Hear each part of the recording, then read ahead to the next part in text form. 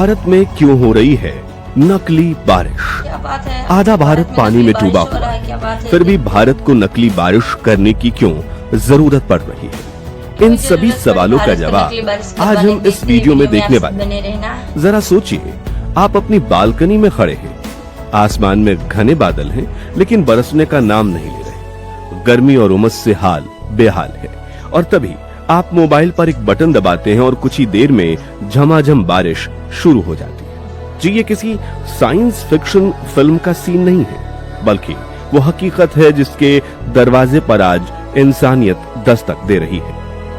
आपने दुबई के बारे में तो सुना ही होगा, रेगिस्तान की रेत पर खड़ा एक आलीशान शहर, जहां आज गगनचुंबी इमारतें बादलों से बात करती हैं।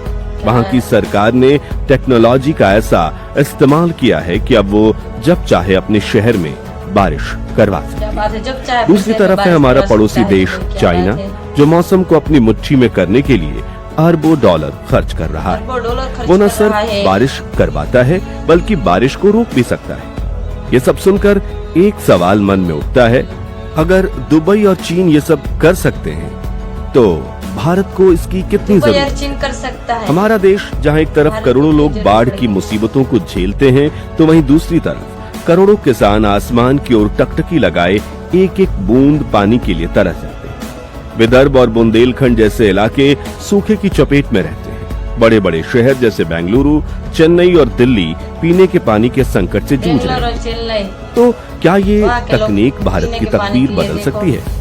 क्या हम अपनी प्यासी धरती की प्यास बुझा सकते हैं? इन सारे सवालों का जवाब हमें मिलने वाला है राजस्थान की धरती से, जहां भारत का सबसे बड़ा और अनोखा वैज्ञानिक प्रयोग होने जा रहा है। तो सबसे पहले समझते हैं क्या है क्लाउड सीडिंग। क्लाउड सीडिंग को आसान भाषा में समझे कि ये आर्टिफिशियल बारिश या क्लाउड सीडिंग आखिर होती क्या है। देखिए, आसमान में जो बादल होते हैं, उनमें पानी, भाप और छोटी छोटी बूंदें बहुत होती हैं, लेकिन ये बूंदें इतनी हल्की होती हैं कि वो हवा में तैरती रहती हैं और बारिश बनकर नीचे नहीं गिरती। बारिश होने के लिए इन्हीं नन्ही नन्ही बूंदों को आपस में जुड़कर भारी होना जरूरी है। क्लाउड सीडिंग की प्रक्रिया में ठीक यही काम किया जाता है। इसे आप बादलों के लिए एक तरह का इनविटेशन या उकसावा समझ सकते हैं, ताकि वो बरस पड़े। वैज्ञानिक हवाई जहाज, रॉकेट या फिर आज की नई टेक्नोलॉजी यानी ड्रोन्स की मदद से कुछ खास तरह के केमिकल जैसे कि सिल्वर लायोडाइड, पोटेशियम लायोडाइड या फिर हमारे घर में इस्तेमाल होने वाला साधारण नमक यानी सोडियम क्लोराइड को बादलों के ऊपर छिड़क देते हैं। ये केमिकल हवा में मौजूद नमी को अपनी तरफ खींचते हैं और पानी की छोटी छोटी बूंदों को आपस में चिपकने के लिए का आधार, एक बेस देते हैं।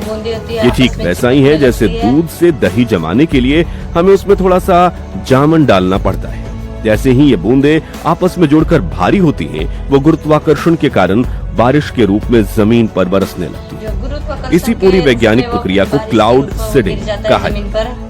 अब बात करते हैं अपने देश की और इस ऐतिहासिक प्रयोग की जो राजस्थान में हो रहा है। राजस्थान का नाम सुनते ही हमारे जहन में रेगिस्तान, ऊंट और पानी की कमी की तस्वीरें आती हैं। लेकिन अब यही प्रदेश विज्ञान के क्षेत्र में नया इतिहास लिखने जा रहा है। जयपुर के पास स्थित रामगढ़ डैम, जो कभी जयपुर की लाइफलाइन हुआ करता था, साल 2005 से लगभग पूरी तरह से सूखा पड़ा है। एक जमाना था जब 1982 के एशियाई खेलों में यहाँ नौकायन की प्रतियोगिताएं होती थी, और आज आलम यह है कि इस बांध की जमीन पर धूल उड़ती है और बड़ी बड़ी दरारें पड़ चुकी हैं। इसी सूखे पड़े रामगढ़ डैम को फिर से जिंदा करने का बीड़ा उठाया है। लगभग 2 दशकों के बाद इस बांध में पानी भरने के लिए क्लाउड सीडिंग तकनीक का सहारा लिया जा रहा है। ये प्रयोग सिर्फ एक बांध को भरने का मिशन नहीं है, बल्कि ये उन करोड़ों लोगों के लिए एक उम्मीद की किरण है जो देश के अलग अलग कोनों में पानी की किल्लत से जूझ रहे हैं। अगर ये मिशन सफल होता है तो ये सिर्फ रामगढ़ डैम की प्यास नहीं बुझाएगा, बल्कि पूरे देश को जल संकट से लड़ने का एक नया और कारगर हथियार दे सकता है। इस बार राजस्थान में जो क्लाउड सीडिंग हो रही है, वो पहले के प्रयोगों से बहुत अलग और एडवांस है। ये भारत में पहली बार है जब इस काम के लिए हवाई जहाजों की जगह अत्याधुनिक ड्रोन्स का इस्तेमाल किया जा रहा है। इसके लिए ताइवान से खास तौर पर ड्रोन्स मंगवाए गए हैं जो 30 से 40 हजार मीटर की ऊंचाई तक उड़ान भरकर बादलों के बीच सटीक जगह पर केमिकल का छिड़काव करेंगे। लेकिन असली जादू ड्रोन्स के साथ काम करने वाली आर्टिफिशियल इंटेलिजेंस का है, यानी एआई तकनीक का। ये एआई सिस्टम रियल टाइम से मौसम के हर पहलू पर नजर रखेगा, जैसे हवा की गति, नमी की मात्रा, बादलों का घनत्व और उनका प्रकार। इस सारे डेटा का विश्लेषण करके एआई ये तय करेगा कि केमिकल छिड़कने का सबसे सही और सबसे सही समय के साथ सबसे सही जगह कौन सी है, ताकि बारिश होने की संभावना 100% हो सके। ये तकनीक न सिर्फ ज्यादा असरदार है बल्कि पारंपरिक तरीकों से ज्यादा सुरक्षित और सस्ती भी। इस पूरे मिशन की निगरानी directorate general of civil aviation और आईएमडी इंडिया मेट्रोलॉजिकल डिपार्टमेंट जैसी शीर्ष संस्थाएं कर रही हैं, ताकि सब कुछ सुरक्षित और नियमों के अनुसार हो। हमें इसकी जरूरत क्यों? अब आते हैं सबसे बड़े और सबसे जरूरी सवाल पे। दुबई और चाइना की अपनी जरूरतें, पर भारत जैसे विशाल और कृषि प्रधान देशों के लिए ये तकनीक क्यों इतनी महत्वपूर्ण है? हमारा देश मानसून का देश है। हमारी 60% से ज्यादा खेती आज भी सीधे तौर पर मानसून की बारिश पर निर्भर है। जब मानसून अच्छा होता है तो देश की अर्थव्यवस्था मुस्कुराती है, लेकिन जब मानसून रूठ जाता है तो किसानों के चेहरे पर चिंता की लकीरें खिंच जाती हैं, फसलें बर्बाद होती हैं और देश को अनाज का संकट झेलना पड़ता है। दूसरी सबसे बड़ी समस्या है गिरता हुआ भूजल स्तर। पंजाब, हरियाणा से लेकर दक्षिण भारत तक हम जमीन से इतना पानी खींच चुके हैं कि जलस्तर खतरनाक रूप से नीचे चला गया है। शहरों में पानी की राशनिंग करनी पड़ती है और टैंकरों से पानी खरीदना एक आम बात हो गई है। ऐसे में क्लाउड सीडिंग एक गेम चेंजर की भूमिका निभा सकती है।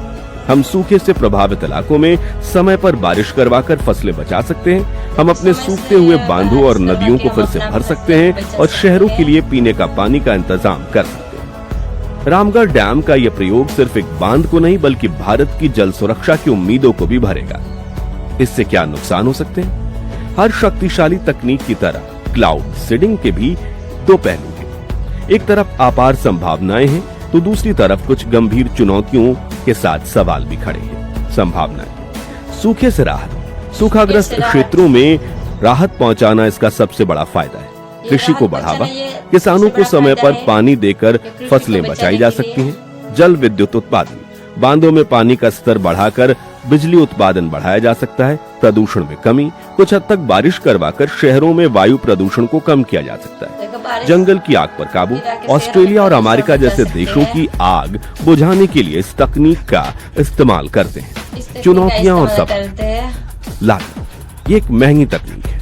इसके खर्च को कौन और कैसे वहन करेगा, ये बड़ा सवाल। प्रभावशीलता: क्लाउड सीडिंग कोई जादुई छड़ी नहीं है। ये तभी काम करती है जब आसमान में पहले से बादल मौजूद हो। ये साफ आसमान में बादल नहीं बना सकती। पर्यावरणीय प्रभाव: हालांकि इस्तेमाल होने वाले केमिकल्स की मात्रा बहुत कम होती है, लेकिन एक लंबे समय तक इनके इस्तेमाल से पर्यावरण और जीव जंतुओं पर क्या असर पड़ेगा, इस पर भी अभी और रिसर्च की जरूरत है। क्या मौसम की चोरी हो रही है? ये एक बहुत ही दिलचस्प और पेचीदा सवाल है। अगर एक राज्य अपने ऊपर के बादलों को बरसाने पर मजबूर कर देता है, तो क्या वो पड़ोसी राज्य के हिस्से की बारिश चुरा रहा है, जहां ये बादल शायद आगे जाकर बरसते? इस पर भविष्य में कानूनी और नैतिक बहस छिड़ सकती है। दोस्तों, राजस्थान में हो रहा यह प्रयोग विज्ञान और इंसानी जज्बे का एक शानदार संगम है। यह दिखाता है कि हम प्रकृति से लड़कर नहीं बल्कि उसे समझकर और उसके साथ मिलकर अपनी बड़ी बड़ी समस्याओं का समाधान निकाल। रामगढ़ डैम में होने वाली यह बारिश अगर उम्मीद के मुताबिक सफल रहती है तो ये सिर्फ सूखी जमीन पर पानी की बूंदें नहीं बरसाएगी, बल्कि पूरे भारत के लिए आशा और समृद्धि की एक नई फसल उगाएगी। ये तकनीक भारत के किसानों के मुरझाए चेहरे पर मुस्कान लौटाने का दम रखती है और पानी की एक एक बूंद के लिए तरसते करोड़ों लोगों को जीवन देने की क्षमता रखती है। बेशक हमें इस तकनीक का इस्तेमाल बड़ी सावधानी और जिम्मेदारी के साथ करना होगा, लेकिन यह निश्चित रूप से भविष्य की ओर एक साहसिक और जरूरी कदम है। इस तकनीक के बारे में आपकी राय क्या है? क्या यह भारत के भविष्य के लिए एक जरूरी कदम है या हमें प्रकृति के साथ ज्यादा छेड़छाड़ नहीं करनी चाहिए? अपने विचार नीचे कमेंट्स में हमारे साथ जरूर साझा करें। अगर आपको ये वीडियो जानकारी भरा लगा हो तो लाइक करें, अपने दोस्तों के साथ शेयर करना ना भूलें और हमारे चैनल को सब्सक्राइब करना ना भूलें। मिलते हैं अगली वीडियो में एक और नई रोचक जानकारी के साथ। धन्यवाद।